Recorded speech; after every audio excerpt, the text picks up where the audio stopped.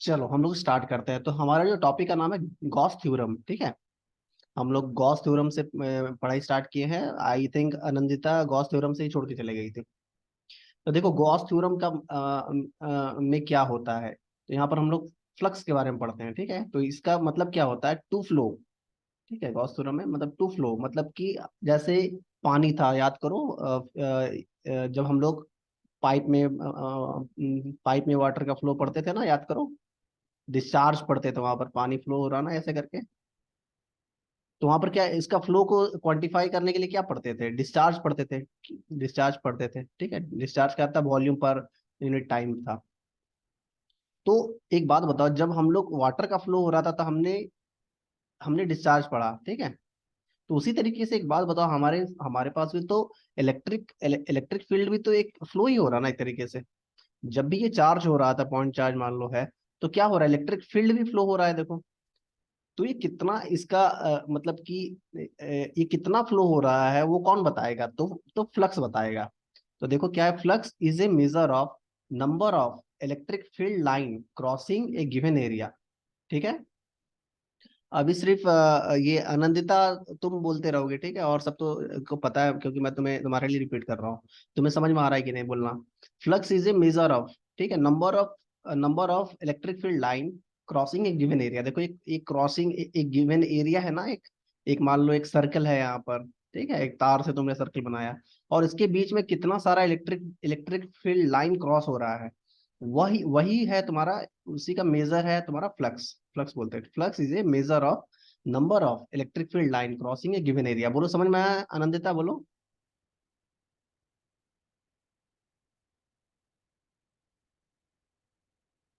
Hello Anandita. Anandita चली गई। सानिया। हाँ भैया। ये आनंदिता कुछ बोल नहीं रही है। यही है, सुन रहा है ना। सुन रही है, तुम बोलो ना आनंदिता, मैं तुम्हारे लिए रिपीट कर रहा हूँ ना, तुम्हें समझ में आ रहा है कि नहीं, बताता जाओ ना, नहीं तो मैं आगे बढ़ते चला रहा तो फिर समझ में नहीं आएगा फिर।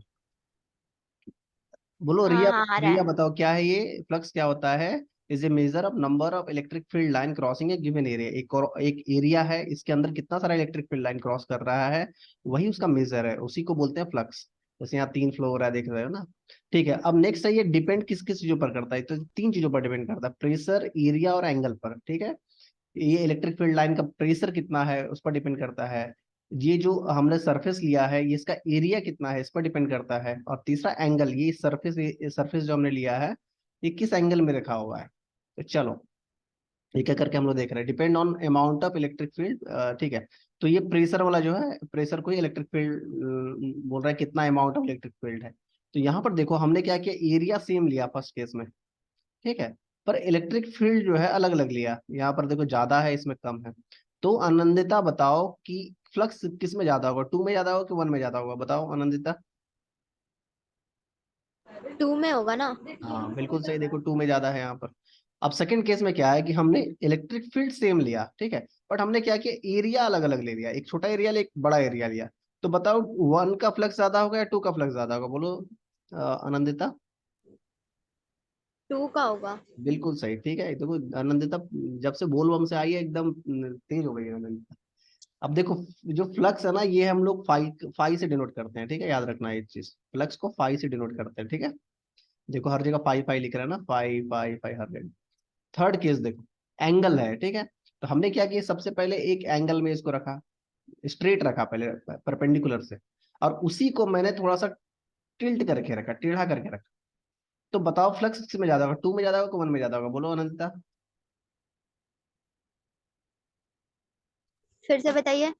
देखो ये जो था ना तार, जो जिसको बोले सर्कल वाला तार था, तो पहले स्ट्रेट है, ठीक है, मतलब कि हाँ। परपेंडिकुलर है इलेक्ट्रिक फील्ड लाइन से। और दूसरे बार में क्या है कि इसको मैंने टिल्ट कर दिया, ठीक है। जो टिल्ट कर दिया तो अब बताओ, मतलब एंगल में रख दिया इसको, तो इलेक्ट्रिक फ्लक्स किस में ज्यादा होगा, टू में ज्यादा होगा वन में ज्यादा होगा, बोलो।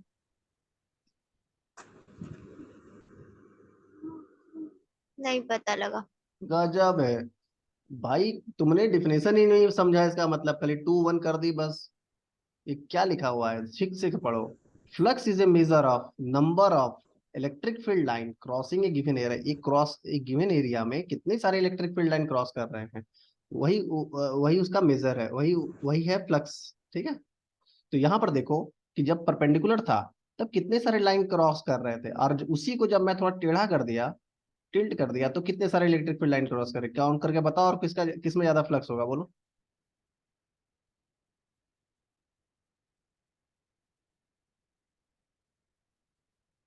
काउंट करो और बताओ खुद से। भैया 2।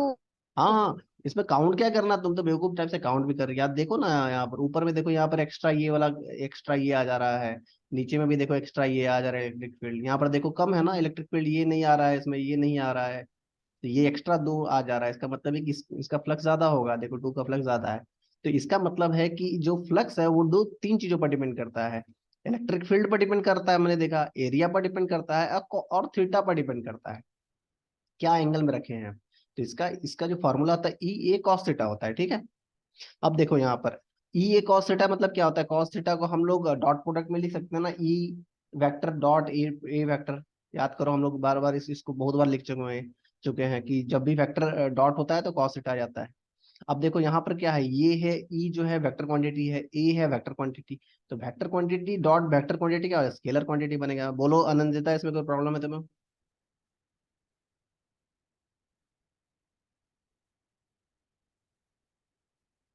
मतलब फ्लक्स जो है वो स्केलर क्वांटिटी है, ये मैं बोलना चाह रहा हूँ।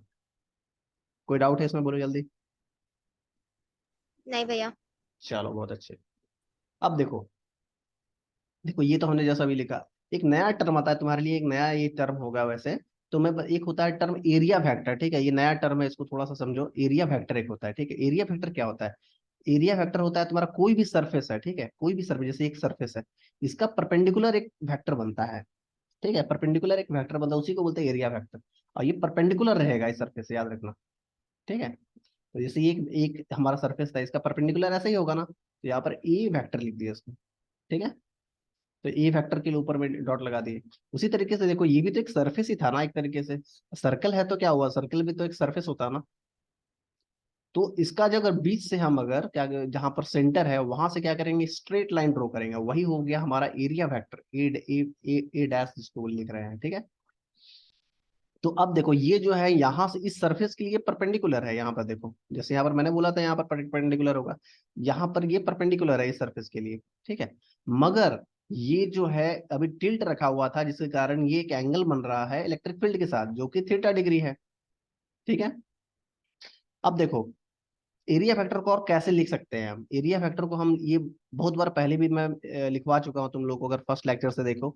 तो वेक्टर को हम लोग कैसे लिख सकते हैं, वेक्टर का मैग्नीट्यूड लिख सकते हैं, और उसका ये यूनिट वेक्टर लिख सकते हैं। यूनिट वेक्टर मतलब एन के पावर कैप लगा दो, यूनिट वेक्टर इसको बोलते हैं। यूनिट वेक्टर याद करो, ऐसे लिखते थे ना, उसका जो वेक्टर होता था, मान लो ए वेक्टर है, और डिवाइड बाय उसका मैग्नीट्यूड, जो भी उसका वेक्टर का मैग्नीट्यूड था, यही था ना, याद करो, ऐसे लिखते थे ना, उसका vector divide by its magnitude. ठीक है। तो ये बहुत बार हम लोग लिख चुके हैं, तो इसको बार बार मैं बताऊंगा नहीं। तो वेक्टर को कैसे लिख सकते हैं, उसका मैग्नीट्यूड और इनटू उसका यूनिट वेक्टर। तो चलो इस वाले क्वेश्चन को पहले देखते हैं, इसका क्या होगा वेक्टर। तो देखो एरिया क्या है यहाँ पर, ए और ए है ना, स्क्वायर है, तो ए इंटू ए हो जाएगा, ए स्क्वायर। यूनिट फैक्टर तो यूनिट फैक्टर ही लग जाएगा। उसी तरीके से दूसरा क्वेश्चन है, यहाँ पर देखो इस सरफेस में ये रेक्टेंगुलर है, ए और बी उसका लेंथ है, तो एरिया फैक्टर क्या होगा, स्ट्रेट लाइन होगा यहाँ पर, ये परपेंडिकुलर होगा। तो यहाँ पर देखो एरिया फैक्टर कैसे लिखेंगे, ए इंटू बी, और यहाँ पर तुम्हारा कैप लगा देंगे यहाँ पर। आनंदिता बताओ, कोई प्रॉब्लम है यहाँ पर? नहीं भैया। चलो सिर्फ ये ध्यान रखना, ठीक है, ये क्या मैंने किया, एक सरफेस था, इस पर मैंने टिल्ट कर दिया, मतलब टिल्ट मतलब स्ट्रेट लाइन नहीं है, टिल्ट है। तो अब एरिया वेक्टर तो इसका इसका परपेंडिकुलर ही होगा। पर यहाँ पर देखो, ये दिख रहा है कितना एंगल से टिल्ट किया हुआ है, तो देखो थीटा एंगल से टिल्ट किया गया है। ठीक है। अगर यही अगर ऐसे रहता, ठीक है, पहले वाला केस में, ये वाला केस में, इस वाले केस में अगर ऐसे रहता, तो सोचो इसका एरिया वेक्टर कैसे बनता है, ऐसे ही बन जाता ना, इलेक्ट्रिक फील्ड के तरफ ही बन जाता ना। आनंदिता ये बात तुम्हें हजम हो रहा है, ये बोलो।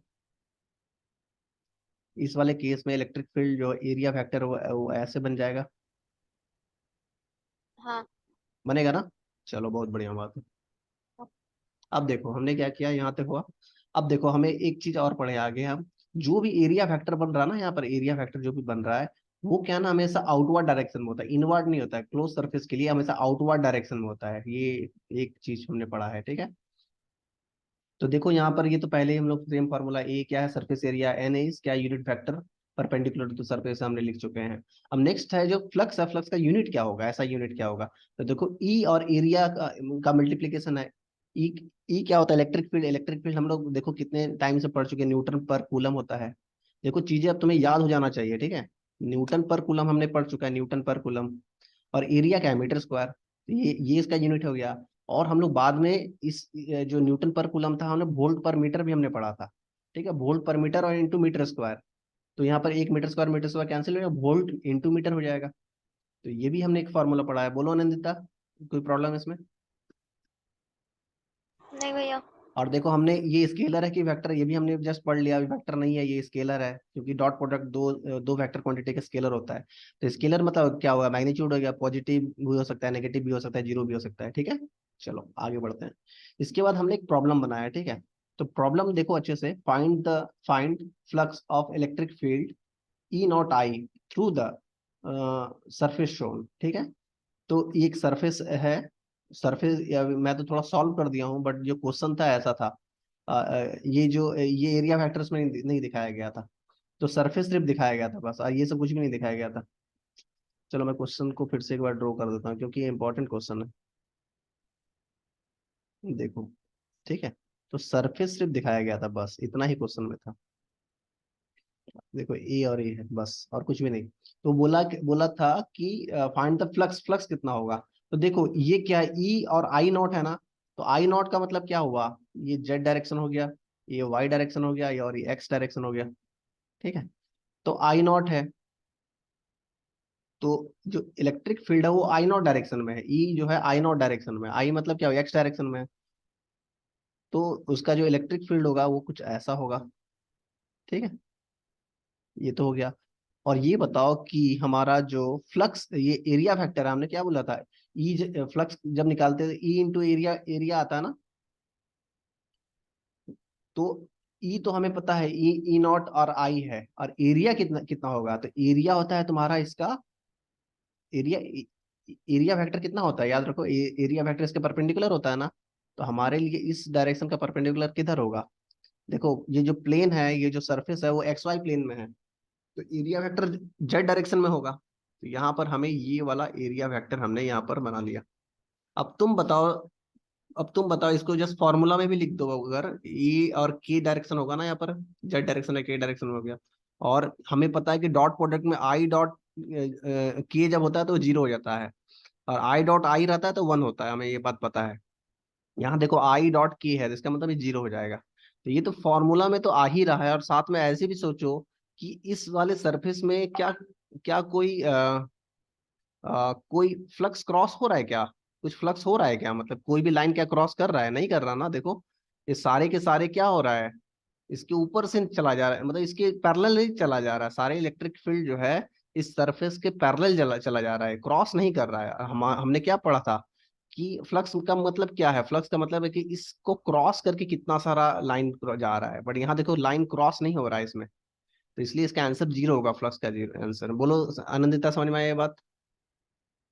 हाँ भैया। चलो बहुत बढ़िया।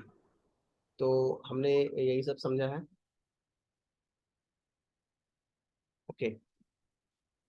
फिर हमने कुछ और भी चीजें पढ़ा, देखो सानिया, आनंदिता, देखो एकदम एकदम मैं स्टार्ट से पढ़ बता रहा हूँ तुमको, ताकि ताकि तुमको समझने में प्रॉब्लम ना हो, ठीक है। क्योंकि अभी भी हमने ना जो गॉस थ्योरम का जो मेन डेरिवेशन है ना, वो हमने अभी तक नहीं किया है। तो एग्जाम में वही डेरिवेशन पूछता है, ठीक है। मैं ट्राई कर रहा हूँ थोड़ा सा और एक्सप्लेन करने का। ये तो फॉर्मूला हमने पढ़ ही लिया, तो स्पेशल केसेस का क्या होगा कि अभी देखो ये परपेंडिकुलर अगर इस तरीके से, अब मतलब उसे क्या क्या लिटा दिए इसी तरीके से, इलेक्ट्रिक फील्ड लाइन जो है ना उसी में, उसी के पैरेलल में इसको लिटा दिए, इस ऐसे उसी एरिया में, मतलब कि उसकी पैरेलल में इसको सरफेस को लिटा दिए ऐसे। तो फ्लक्स कितना होगा, ऑब्वियसली फ्लक्स तो नहीं होगा ना, जीरो फ्लक्स होगा, यहाँ पर दिख ही रहा है यहाँ पर। बोलो सानिया। अनंदिता बताओ, फ्लक्स नहीं हो रहा ना, क्योंकि देखो क्रॉस ही नहीं हो रहा ना, इसके पैरेलली क्रॉस हो जा रहा ना इलेक्ट्रिक फील्ड। तो इस वाले हाँ सरफेस पे कोई भी इलेक्ट्रिक फील्ड क्रॉस नहीं कर रहा है, ठीक है। तो ये तो ऐसे दिख ही रहा है। हाँ ये देखो ऐसे तो दिख ही रहा है, देख हम चेक करना चाहते हैं कि फॉर्मूला में आता है या नहीं आता है। देखो ई तो ई है, एरिया कितना है, तो एरिया क्या होता है, एरिया वेक्टर होता है ना हमेशा, ये वाला एरिया होता है। तो ये देखो एरिया वेक्टर इधर है, जो हमने एरिया लिख दिया। और एंगल कितना बन रहा है, तो cos 90 बन रहा है, ठीक है। एरिया तो एरिया हमने लिख दिया, बट ये एंगल कितना बन रहा है बोलो। सानिया बताओ एंगल कितना रिया बताओ एंगल कितना बन रहा है बोलो।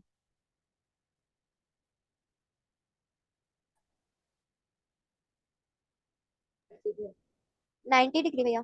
हाँ 90 डिग्री बन रहा है, देखो 90 डिग्री बन रहा है ना। कॉस 90 क्या होता है, जीरो होता है, हमें पता है ना। कॉस जीरो वन होता है, कॉस 90 जीरो होता है, तो देखो इसलिए फाइव का वैल्यू जीरो हो गया। तो ये केस नंबर वन है जब कॉस 90 ये होगा, थीटा का वैल्यू 90 होगा। देखो यहाँ थीटा 90 है, तो no electric field are crossing the area. चलो इसी के बेसिस पर एक हमने एक क्वेश्चन भी आगे बनाया है, ठीक है। तो देखो क्या क्वेश्चन है हमारा। Find the flux of electric field E. देखो डायरेक्ट इसने क्या ई का दे दिया, इसका मतलब है के दिया हुआ है, इसका मतलब है कि जो इलेक्ट्रिक फील्ड लाइन है वो जेड डायरेक्शन में है, ठीक है, थ्रू द एरिया सोन।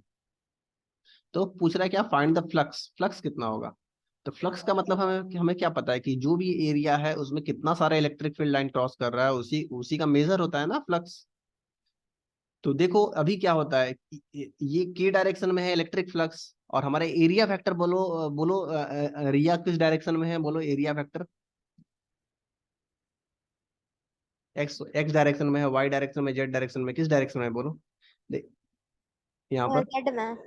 किधर, जेड में है, ठीक है। ये वाला हमारा जेड। गिवन, ये सब सारे लाइंस वाइंस गिवन नहीं थे क्वेश्चन में, ठीक है। सिर्फ एरिया गिवन था, ये जो फिगर है ना नीचे में ये गिवन है, ये सब जितने लाइन वाइन है इसमें क्वेश्चन में गिवन नहीं थे।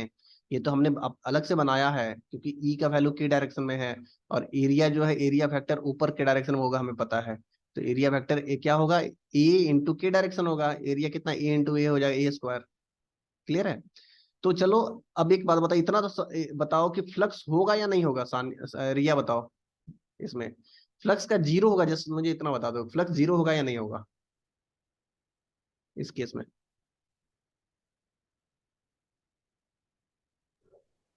एक बार फिर से बताइए। इस क्वेश्चन में एक्चुअली ये क्वेश्चन जो है ना, ये क्वेश्चन जो है, ये क्वेश्चन कुछ ऐसा गिवन था, ठीक है। देखो इस तरह का क्वेश्चन था, ये है वाई, ये है जेड, और ये है एक्स, ठीक है। तो क्वेश्चन में क्या है ना कि सिर्फ एरिया गिवन है और कुछ भी गिवन नहीं है, ये जो है बस ये ऐसे गिवन है बस। ये ए है, ये ए है, साइड ए गिवन है बस। अब क्वेश्चन में ये बताओ, ये तो हमने इलेक्ट्रिक फील्ड के डायरेक्शन में है, तो हमने अलग से ड्रॉ किया इसे, ठीक है। देखो अलग से ड्रॉ किया ना, के डायरेक्शन में ऐसे करके, ऐसे करके ड्रॉ किया ना। और एक बात बताओ कि एरिया वेक्टर जो होगा ये किधर होगा, जेड डायरेक्शन में होगा, ये भी तुम समझ में आ रहा है क्योंकि परपेंडिकुलर होता है। तो यहाँ पर एरिया क्या है, एरिया वेक्टर कितना हो जाएगा, ए इंटू ए स्क्वायर इंटू के डायरेक्शन होगा, ऐसा तो हमें पता है। मुझे सिर्फ ये बताओ अभी कि फ्लक्स होगा या नहीं होगा, फ्लक्स का वैल्यू जीरो होगा या नहीं होगा, पहले ये बताओ मुझे इसमें।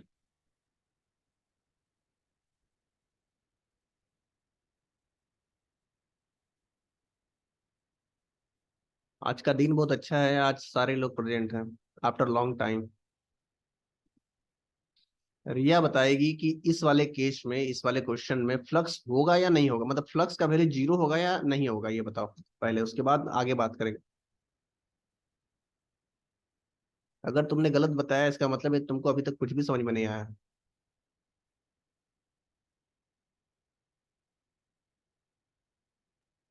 भैया वो सानिया से पूछो, बता देगी। नहीं नहीं कोई बात नहीं, बताने दो ना, क्या दिक्कत है। बोलो रिया बताओ। अरे अपने लिए बोलो ना, होगा तो भैया फिर से एक्सप्लेन करेंगे ना, बोलो। पूछ रहे फ्लक्स क्या, फ्लक्स जीरो होगा कि नहीं होगा, नहीं समझ आया। अरे क्या इसमें यार, इसका मतलब आप देखो, में से देखो इतना देर से यही चीज अरे समझा। नहीं, बाकी पहले का। यार इस डिफिनेशन को सिर्फ पढ़ो, क्या पूछ रहा है। Flux is a measure of number of electric field line. ये इलेक्ट्रिक फील्ड लाइन है ना। Flux is a measure of number of electric field line crossing A given area. एक एरिया, कोई सा भी एरिया हो सकता है यहाँ पर, ठीक है। ऐसा भी हो सकता है, कुछ भी हो सकता है एरिया। तो इस वाले एरिया में कितना सारा इलेक्ट्रिक फील्ड लाइन क्रॉस कर रहा है, वही उसको, उसी का मेजर है फ्लक्स। तो यहाँ पर एक बात बताओ, फ्लक्स हो रहा है ना यहाँ पर, क्योंकि इस एरिया को क्रॉस कर रहा है। अगर ऐसा रहता, सपोज ऐसा रहता, ठीक है। और फ्लक्स जो इलेक्ट्रिक फील्ड लाइन होगा वो ऐसा ऐसा रहता, ऐसा ऐसा रहता, तो क्रॉस होता, बोलो। नहीं होता ना यहाँ पर। यही चीज तो इतने सारे एग्जाम्पल में हमने देखा कि क्रॉस ही नहीं हो रहा, तो फ्लक्स कहाँ से होगा। फ्लक्स का मतलब है कि इसको क्रॉस कर देना, ठीक है ना। जैसे तुम चूड़ी पहनती हो तो तुम्हारा हाथ क्या है, तुम्हारा जो चूड़ी को क्रॉस कर जा रहा है अंदर से, तो क्या हुआ कि फ्लक्स हुआ ना। ये बताओ, अब समझ में आया तुम्हें। रिया, समझ में आया ये बात। ऐसे विजुलाइज करो कि तुम हाँ जो भैया। चूड़ी पहनती हो तो तुम्हारा हाथ क्या है, हाथ है को समझो कि तुम, वो इलेक्ट्रिक फील्ड है, वो इलेक्ट्रिक फील्ड है। वो क्या हुआ, वो इलेक्ट्रिक फील्ड है, तो यहाँ देखो इलेक्ट्रिक फील्ड है ये वाला। और ये तुम्हारे हाथ, ये चूड़ी है उसको क्रॉस कर लिया, इसका मतलब फ्लक्स हुआ है, ऐसा समझो, तब समझ में आएगा। अब बताओ, सेम क्वेश्चन को फिर से करते हैं। अब बताओ, ये वाला एरिया ऐसे है, ठीक है, ये एरिया ऐसे है, इलेक्ट्रिक फील्ड ऐसे है। अभी पता, या फिर बड़े फिगर में देखो, बड़े फिगर को और ज्यादा समझ में आएगा। देखो ये क्या है, ये डायरेक्शन में है, जेड डायरेक्शन में ऊपर की तरफ है। और एरिया हमारा ऐसा था, ठीक है। एरिया ऐसा है तो एरिया फैक्टर ऐसा ही बनता है। तो अब तुम बताओ कि फ्लक्स होगा, फ्लक्स का वैल्यू जीरो होगा कि नॉन जीरो होगा, ये बताओ अब इस केस में।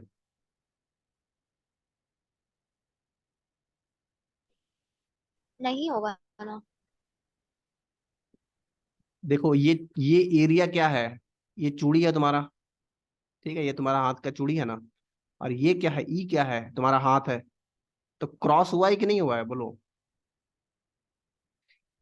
ये भी इस डायरेक्शन में है, और ये इसको क्रॉस कर रहा है कि नहीं कर रहा है, बोलो। हाँ, कर रहा है। तो सेम डायरेक्शन में तो क्रॉस कर रहा ना। अगर ऐसे रहता, सपोज इसके पहले वाला केस में, देखो ये ऐसे वाला केस में, तो यहाँ पर क्रॉस नहीं हो रहा था। समझ में आ रहा है। इससे विजुलाइज करो। अब देखो ये क्रॉस कर जा रहा है, तुम्हारी ये चूड़ी है और तुम्हारा ये इलेक्ट्रिक फील्ड हाथ है, तो देखो क्रॉस कर जा रहा है। इसका मतलब है कि फ्लक्स तो होगा पक्का। अब कितना वैल्यू होगा वो हम लोग निकालेंगे अब आगे। तो देखो ई का क्या होता है, फाई इक्वल टू क्या होता है, ई डॉट ए वेक्टर होता है। E vector dot A vector. तो ई का, ई गिवन है, ई नॉट की है ना, देखो डायरेक्ट गिवन है, ई नॉट के गिवन है। डॉट लगा दिए। एरिया कितना है, एरिया फैक्टर कितना है, हम्म। देखो एरिया फैक्टर कितना होगा, एरिया इंटू उसका यूनिट फैक्टर हम लोग लिखते हैं ना। तो यूनिट फैक्टर के डायरेक्शन में है, जेड डायरेक्शन में है, तो ए स्क्वायर के होगा। यहाँ देखो ए स्क्वायर के कैप लगा दिए। इस बार देखो डॉट प्रोडक्ट में के है। मैं क्या बोला था, जब सेम होता है डॉट प्रोडक्ट में तो उसका वैल्यू वन हो जाता है। तो यहाँ पर क्या हो जाएगा, ई नॉट ए स्क्वायर हो जाएगा, के का वैल्यू वन हो जाएगा, के डॉट के। तो देखो आंसर ये तुम्हारा डी नहीं होगा, ए आंसर होगा। अब बताओ सानिया, समझ में रिया, समझ में आया तुम्हें। हाँ भैया। तो देखो यहाँ पर तुम्हें ये चीज क्लियर हुआ है यहाँ पर, कि देखो इसके पहले वाले क्वेश्चन में नहीं हो रहा था, फॉर्मूला में भी वही आ रहा था कि आई आई और डॉट में के आ जा रहा था। तो आई डॉट के जो होता है वो जीरो होता है उसका वैल्यू, डॉट प्रोडक्ट में आई डॉट के। अब समझ में आया रिया, मैं क्यों बोला था ये आई डॉट के, ठीक है। हाँ। तो ये वेक्टर वेक्टर मल्टीप्लीकेशन है। चलो 10 मिनट में ये बंद होने वाला है। चलो अब मुझे लग रहा है कि अब रिया को थोड़ा थोड़ा समझ में आ रहा है। तो उसी तरीके से हमने एक और प्रॉब्लम बनाया था। In a certain region of space there exist a uniform electric field. तो इलेक्ट्रिक फील्ड गिवन है इसमें डायरेक्ट, ठीक है। ये किस डायरेक्शन में, की डायरेक्शन में। तो की डायरेक्शन में हमने ब्लू कलर से दिखा दिया इलेक्ट्रिक फील्ड, 2 × 10⁻³ की डायरेक्शन में, ठीक है। यूनिट वेक्टर भी लगा दिया यहाँ पर। A rectangular coil of dimensions this into this is placed in XY plane। ये फिगर ना बनाया हुआ नहीं था, हमने अलग से अपने से बनाया है इसे। तो एक्स वाई प्लेन में है, तो देखो एक्स वाई प्लेन में ऐसे बनेगा। एक्स है ना, वाई है, देखो एक्स है और वाई है। तो प्लेन में रेक्टेंगुलर ऐसे ही बनता है ना। एक्स वाई प्लेन में। इसका मतलब है क्या, इसका यूनिट वेक्टर जो होगा वो की डायरेक्शन में होगा। ठीक है, the electric flux through the coil is. तो बताओ शानिया, ये आनंदिता, कि इस बार फ्लक्स होगा या नहीं होगा, मतलब फ्लक्स का वैल्यू जीरो होगा कि नहीं होगा, बोलो।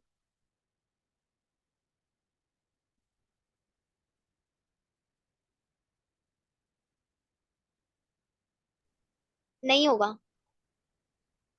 फ्लक्स का वैल्यू जीरो नहीं होगा, क्यों नहीं होगा? क्योंकि ये फिर मीन्स वो जो पहले वाला ही ऑप्शन रहता है वही है, सेम वैसे ही। ठीक है, समझ में आया। मतलब इसका मतलब है कि देखो दोनों ही एक ही डायरेक्शन में है ना, जो कि यूनिट फैक्टर जो है वो जेड डायरेक्शन में है, के डायरेक्शन में है। और जो फ्लक्स है वो भी के डायरेक्शन में, ई जो है ये भी के डायरेक्शन, मतलब कि समझो ये तुम्हारा चूड़ी है, जो सरफेस है वो चूड़ी है, और ई जो है तुम्हारा हाथ है, तो क्रॉस कर रहा है यहाँ पर। ठीक है, तो इसका मतलब है कि तुम्हारा इसका फ्लक्स होगा। तो अब देखो फार्मूला लगा दिए, ई और ए, हम तो बार बार यही फार्मूला लगा रहे हैं।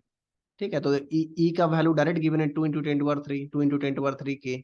और एरिया कितना होगा, सेम यही एरिया निकाल लो, 2 × 3। ये कुछ मेरा ख्याल सेंटीमीटर में दिया है, तो हमने मीटर में कन्वर्ट करके हमने निकाल लिया। तो के डायरेक्शन में तो के डॉट के कितना होगा, 1 होगा। तो ये हो गया, तो फाइनली हमने निकल गया। समझ में आया? ये बताओ आनंदिता, ये क्वेश्चन जो वैल्यू होगा डायरेक्ट, देखो वोल्ट मीटर में आ रहा है डायरेक्ट। क्लियर है? हाँ। चलो बहुत बढ़िया। हम्म। तो हमने ये सब चीज किया था। अब देखो, अब आगे हमने पढ़े हैं 3D सरफेस। ठीक है, तो 3D सरफेस के लिए बता, surface is to be divided into. अब देखो 3D सरफेस रहेगा तो हम क्या, हमेशा पहले भी ये वाला चीज किए हैं। तो 3D सरफेस होता है तो क्या होता है, पहले इन्फाइनाइटली स्मॉल एरिया का स्टडी करते हैं, फिर इसके बाद इंटीग्रेट कर देते हैं। तो ये वाला चीज हम लोग बहुत बार किया। सरफराज समझ में आया है अभी तक तुम्हें, मैंने क्या क्या पढ़ाया अभी तक? सरफराज, सरफराज सो गया क्या? सरफराज, नहीं सर, वो स्क्रीन काम नहीं कर रहा सर। दो तीन बार दबा रहा था, वो ऑन हो रहा। किसका स्क्रीन काम नहीं कर रहा है? हेलो। हाँ भैया, मेरा भी। क्या स्क्रीन काम नहीं कर रहा है? सर ये माइक का प्रॉब्लम हो रहा बार बार। माइक ऑन ऑफ कर रहे तो हो नहीं रहा है। अच्छा ठीक है ठीक है, मेरा आवाज आ रहा ना तुम लोग को, सरफराज? हाँ हाँ हाँ। समझ में आना सरफराज, क्या क्या बोल रहे हैं अभी तक हम लोग? हाँ हाँ, ये रिवीजन कर रहे थे। बिल्कुल रिवीजन, तुम लोग अपसेंट थे ना, तो थोड़ा सा मैं। रिवीजन ही करवा रहे हाँ सर। रिवीजन, यहाँ पहले रिवीजन करा रहे हैं, फिर आगे बढ़ेंगे। ठीक, क्योंकि तुम लोग अपसेंट थे यार बहुत सारे, तुम लोग दोनों ही अपसेंट थे, तो मैं थोड़ा सा रिवीजन जरूरी है ना, क्योंकि आगे का जो डेरिवेशन है वो इंपॉर्टेंट है, याद रखना एग्जाम में आता है वो डेरिवेशन। तो थोड़ा सा रिवीजन मैं करा दे रहा हूँ। ये सब तो पढ़ा ही है। चलो ठीक है, आगे पढ़ते हैं। The surface is to be divided into infinitely element of area D A. ठीक है, छोटा एलिमेंट ले लेंगे। And flux is to be evaluated for each element, and each element, इस तरह के सारे एलिमेंट, जितने सारे एलिमेंट है, और उसको क्या समेशन कर, इंटीग्रेट कर देंगे ओवर द इंटायर। मतलब ये बोलना चाह रहा है छोटा छोटा छोटा सबको ले लो और उसको इंटीग्रेट कर दो। ठीक है, तो देखो फ्लक्स इक्वल टू, हमने फॉर्मूला पढ़ा ई, और ये एरिया नहीं लिखेंगे, डेल्टा एरिया लिखेंगे यहाँ पर, क्योंकि छोटा एरिया है। ठीक है, और उसके बाद हमने क्या करेंगे, इसके इंटीग्रेट कर देंगे तो पूरा एरिया के लिए निकल जाएगा फ्लक्स। ठीक है, इसका यूज बार बार हम लोग अभी करने वाले हैं, इसलिए इसी अभी से ही समझ जाओ, अगर कोई डाउट है तो पूछ लो। देखो फ्लक्स, फ्लक्स मतलब कि पहले छोटा डेल्टा लिखे हैं हम लोग, देखो फ्लक्स डायरेक्ट नहीं लिख रहा फाई, डेल्टा फाई हम पहले छोटा एरिया के लिए निकाल रहे हैं। तो छोटा डेल्टा फाई इक्वल टू क्या हो जाएगा, ई डॉट डी ए हो जाएगा, छोटा एरिया हो गया। मतलब छोटा सा एरिया के लिए छोटा ये हो जाएगा, फ्लक्स हो जाएगा।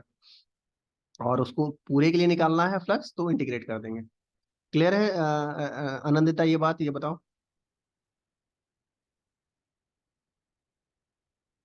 बोलो आनंदिता।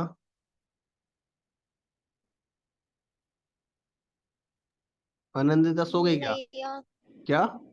नहीं। देखो फिर से समझो, देखो छोटा सा एक ये क्या है, पूरा बड़ा सा 3D ऑब्जेक्ट है, तो इसका स्टडी करना। हम लोग हर बार क्या फाई निकाले हैं ना, डायरेक्ट फाई निकाले हैं हम लोग, फाई निकाले हैं। तो हमने क्या किया कि हमने निकाल लिया डायरेक्ट, क्योंकि हमें क्या था ना कि पहले वाले ऑब्जेक्ट जो थे सब सिंपल थे, देखो यहाँ पर रेक्टेंगल थे, इजिली हम लोग सॉल्व कर लिए थे। पर जो ऑब्जेक्ट है वो इरेगुलर भी हो सकता है ना, कैसा भी हो सकता है ना। तो वहां कैसे निकालोगे? तो उसके लिए निकालने की क्या करेंगे, तो हम पहले एक छोटा सा एलिमेंट लेंगे, छोटा सा एलिमेंट। ये चीज पहले भी हम लोग बहुत बार कर चुके हैं, छोटा सा एलिमेंट लेंगे। तो छोटा सा एलिमेंट के लिए क्या हो जाएगा, इसका इसका एरिया भी डीए होगा, तो डीए डीए एरिया लिख दिए इसमें। और उसका जो फ्लक्स होगा वो भी छोटा होगा, डेल्टा फाई हो जाएगा यहाँ पर। समझ रहे हो ना, जो हम लोग फॉर्मूला क्या लिखे थे, phi equal to E area लिखे थे ना, याद करो। तो ये तो पूरे के लिए लिखे थे, पर यहाँ पर अगर छोटा अगर होगा तो डेल्टा फाई हो जाएगा यहाँ पर, क्योंकि डीए लिखे हैं हम लोग यहाँ पर। जब डीए लिखेंगे तो डेल्टा फाई हो जाएगा। अब हम लोग क्या करेंगे कि इसी को पूरे के लिए निकालना है, तो हम लोग क्या करेंगे, इसको फाई कर देंगे। इंटीग्रेट जब करोगे तो इसको इधर भी तो इंटीग्रेट होगा, दोनों तरफ इंटीग्रेट होगा, तो इधर जब इंटीग्रेट करोगे तो ये फाई हो जाएगा। और इधर क्या होगा, इंटीग्रेशन करना पड़ेगा, डिपेंड्स अपॉन कैसा कैसा एरिया है, तो इसलिए सिर्फ इसको इंटीग्रेशन आगे लगा दिए हैं। अब समझ में आया है तुमको आनंदिता? हाँ भैया। चलो, इसका बार बार यूज करेंगे हम अभी आगे, ठीक है। तो चलो, अभी देखो, ये डिफिनेशन अच्छे से समझो, इस डिफिनेशन को। Electric flux is a measure of number of electric field line crossing perpendicular to the given area. ठीक है, अभी तक जो लिखे थे सिर्फ गिवन एरिया था ना, बट याद रखना अभी जो हम लोग ये नया डिफिनेशन पढ़ रहे हैं, एक्चुअली वहां भी वही था, बट इसको और अच्छे से यहाँ पर लिखा गया। Electric flux is a measure of number of electric field line crossing perpendicular to a given area. बोलो आनंदिता, इसमें कोई डाउट है तुमको इस लाइन में? नहीं भैया। ठीक है, तो उसके एरिया का परपेंडिकुलर होना चाहिए इलेक्ट्रिक फील्ड लाइन, उसी को उसी का मेजर है। ठीक है,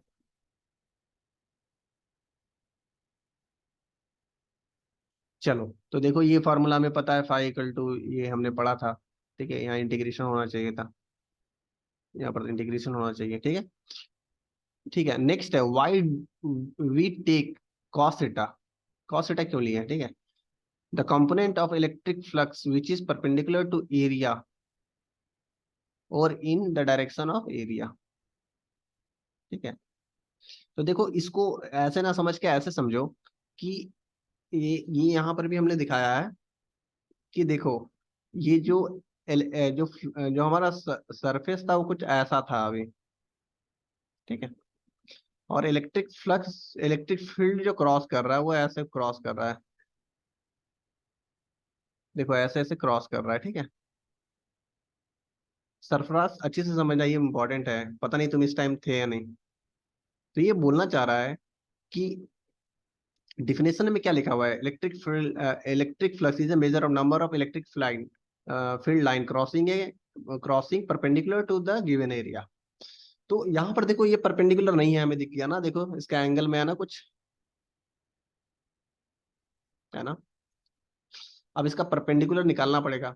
तो एक तो तरीका है कि इलेक्ट्रिक फील्ड को ही इसके तरफ ऐसे मोड़ दो, तो फिर परपेंडिकुलर हो जाएगा।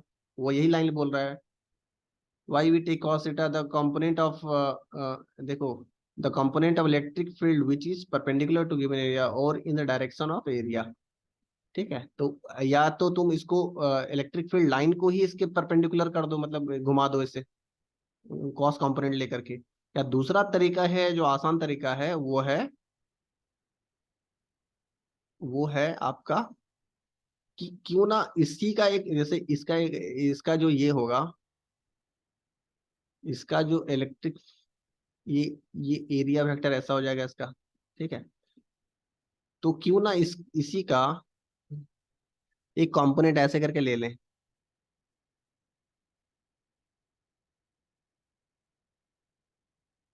देखो, जो कि इसका जो कंपोनेंट है, जो पीले वाला का ये कंपोनेंट है। ठीक है, और ये दोनों मिलके देखो एक एंगल बन रहा है, तो यहाँ पर जो एंगल बनेगा